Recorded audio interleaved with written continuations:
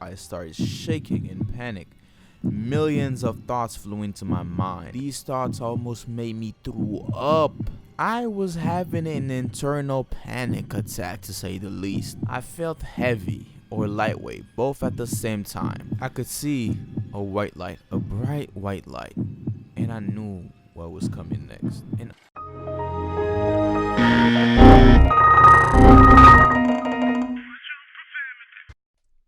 what is a near-death experience? Well, a near-death experience is an unusual experience taking place on the brink of death and recounted by a person after recovery. Typically an out-of-body experience or a vision of a tunnel of light. Unfortunately for me though, I didn't experience none of that. You see, as a child, your perspective on life is totally different than an adult's perspective. Your point of view at this point is that life is always in pink, meaning it's always good, nothing bad can ever occur. I mean, it made sense because I didn't have to worry about food, clothing, or anything. My parents drove me to school, bought me toys, all the fun stuff a kid could ever wish of. Despite all the whoopings I caught as a kid, but life was still good nonetheless, man. I've never experienced anything bad per se. The only bad things I've seen so far were only on TV. And even with that still, I've always been told that stuff on television were fake, not real. I mean, yeah, the Disney movies, the CGIs, heck, I even thought CNN was fake. To some extent, yeah, no tea, no shade. Yep. That was my mentality as a kid. Like, do you know the usual stuff adults complain about? Oh my gosh, life is hard. Money doesn't grow on trees. I'm always stressing. I've heard of them, but I never experienced them until that day. I'm trying to say I've never been more horrified in my life than that day. Before we dive into that day, you need to understand all the events that occurred to lead up to that day. So where to start? As many of you know, I was born in Kappa Haitian Haiti, and from preschool to elementary school, I attended a private school ran by a French educational system called CNED. Totally different from the traditional Haitian school system. Why? Well, for one thing, unlike traditional schools, we didn't have to wear uniforms. We didn't have to study like they did. Oh, and we were only allowed to speak French at school. They didn't care if you spoke Creole at home, but if you get caught speaking Creole on campus, wow, that's a whole different story, which I didn't really mind. Because if you ask me, between the American school system and CNED actually does a better job at education. No tea, no shade, but they made you think outside of the box, which is something the American school system actually lacks. Again, no tea, no shade. Now let's get back on topic. While at this private school, I was actually a good boy. I didn't get in trouble, did my homework, respected my peers and my teachers, and I had good grades. Everything shifted, however, when I got transferred to the other school. This school, however, was different and weird. It had the CNED system, but it had the Haitian traditional school system sprinkled in it, meaning we had to wear uniforms, and these kids spoke Creole religiously. And not that I had a problem with it, but it was a whole new different environment for me, so I was confused. Like, I would try to talk French with them and they would go like, in class, however, the teacher was nice. I followed his rules, did his work. Again, I was a good boy. But one day, while he was assigning homework, there was this poem we were going over. I guess the man really liked it, I don't know, so he assigned us to memorize the poem for the next day. And instantly, the circuits of my brain started to sizzle. One, this poem was about 14 lines long, and two, study. Mario, that is nothing.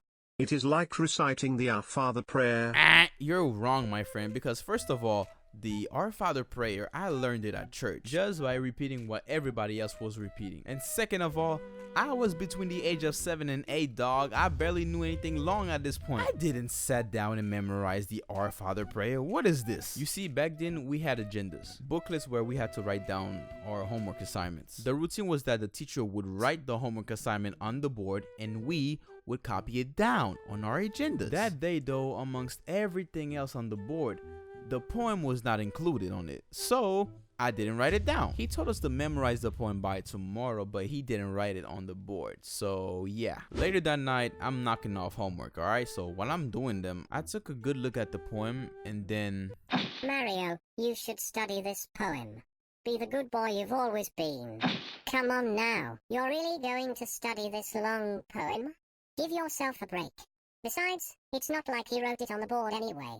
You'll see, he'll forget about it tomorrow. Yeah, that's not going to happen.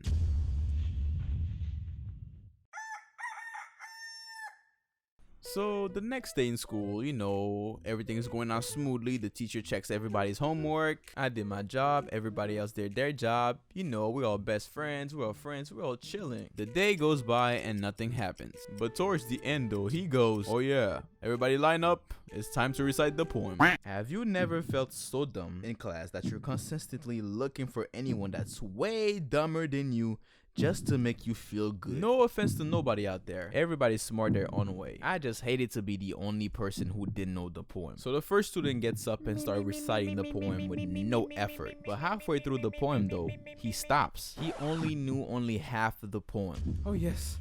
Merci much. At least I'm not alone. We're in the same boat. Well, sort of. And the teacher went, "Oh, you only know half of the poem? Well, copy it down 10 times and have your parents sign it by tomorrow. Thank you."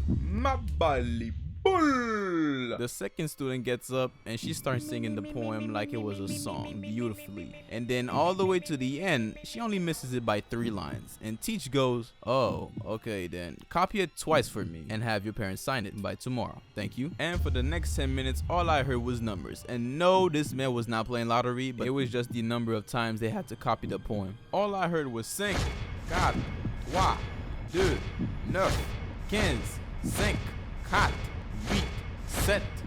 When he finally got to me, however, I don't know if he was psychic or something, but he clearly saw that my dumb didn't know.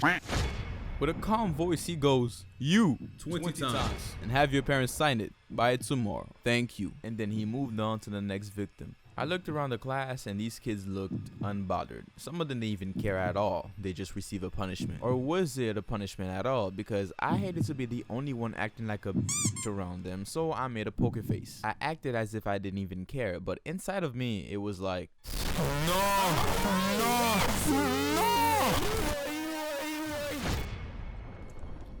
I was sweating. My heart was racing really fast. My vision started to get blurry. I started shaking in panic.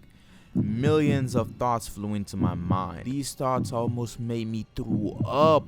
I was having an internal panic attack, to say the least. I felt heavy or lightweight, both at the same time. I could see a white light, a bright white light, and I knew what was coming next. And all that was happening in silence. One femme nègre. Oui, ma famille.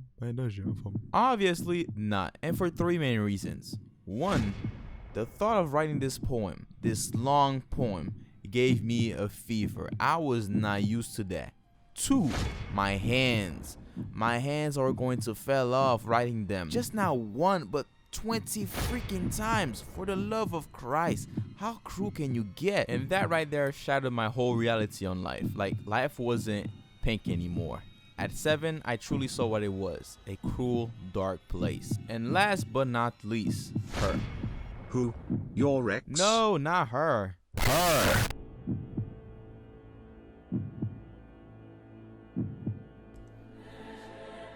And it's not like she wasn't going to find out. The teacher wrote the note on the agenda. Copy the poem 20 times and have your parents sign them, all in red. So later that night, as I'm going through my homework, I gave my older cousin the note the teacher had left for me in an attempt to save my life, because my cousin have helped me so many times with my mom. He looks at the note and he goes,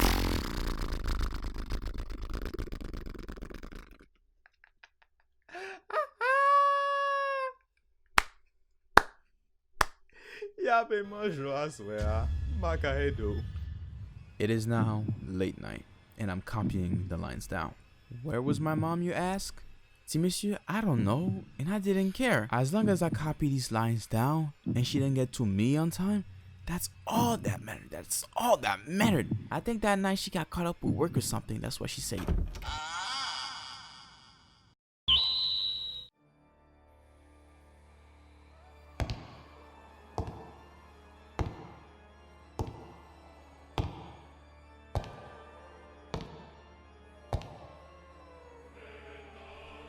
What is this?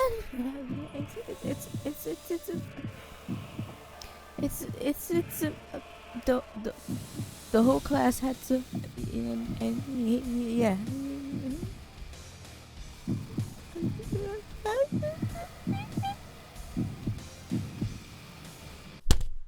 Don't ever do this again. I'll sign it tomorrow morning.